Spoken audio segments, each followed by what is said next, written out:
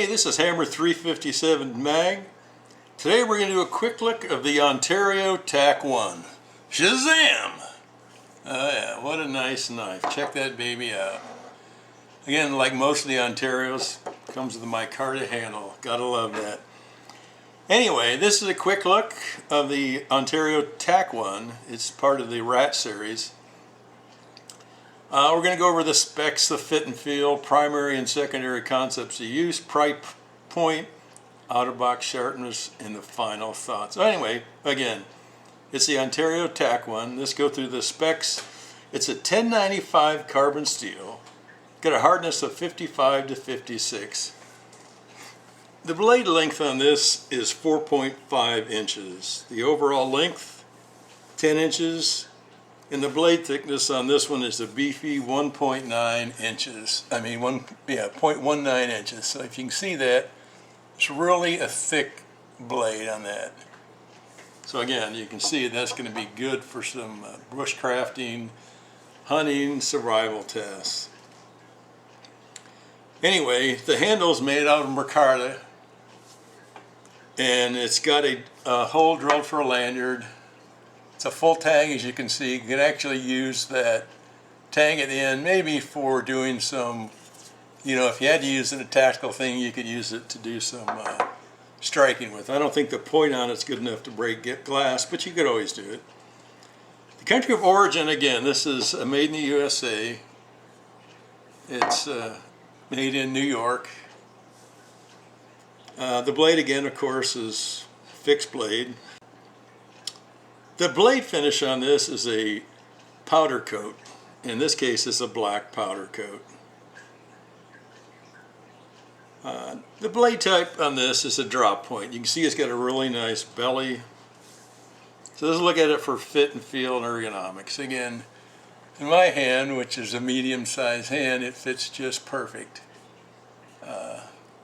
It's also got a cutout here, so you can get in and do some real close work if you needed to do some bushcrafting tasks.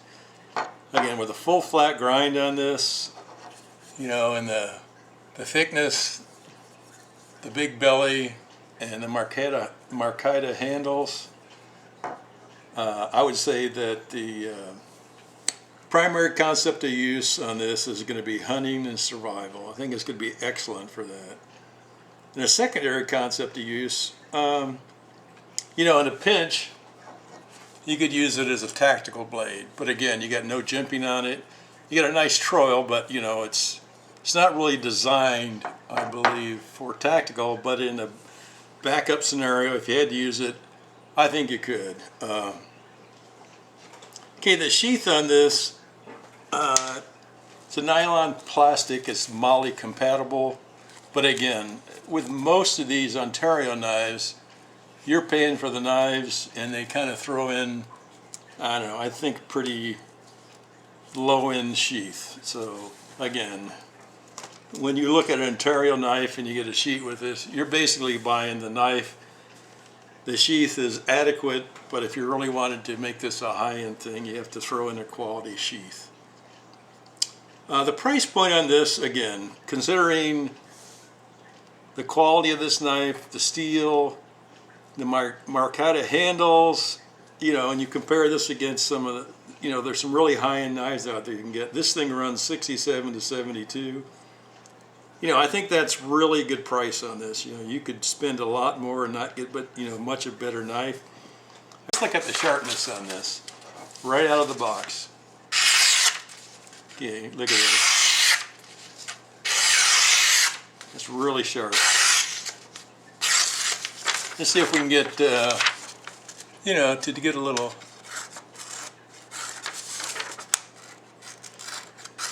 Again, it's full flat grind. It's 1/8 of an inch thick, so it's not going to be real sharp. There we go. I got a pretty nice out of that. Again, it's not going to be like a convex knife, but I think, this knife for its intended use, hunting, survival, it's going to baton wood. Again, probably not the sharpest knife, but I don't think it needs to be. It's got to be able to take a beating. and it'll live up to its task as far as hunting, which takes, you know, if you're going to skin something, you need a nice sharp blade. But anyway, it's got a really good steel on it. Comes, you know, really sharp out of the box. It's not razor. Again, for its concept of use, you know, I would buy this again. It's a really good, I would call this a medium-priced, high-end knife. In other words, you could pay $200 for a knife like this and not get much more. Again, I'd like to thank you for your time. Have a great day. Remember, long live rock and roll and the American dream. And don't give up our Second Amendment rights. Shazam!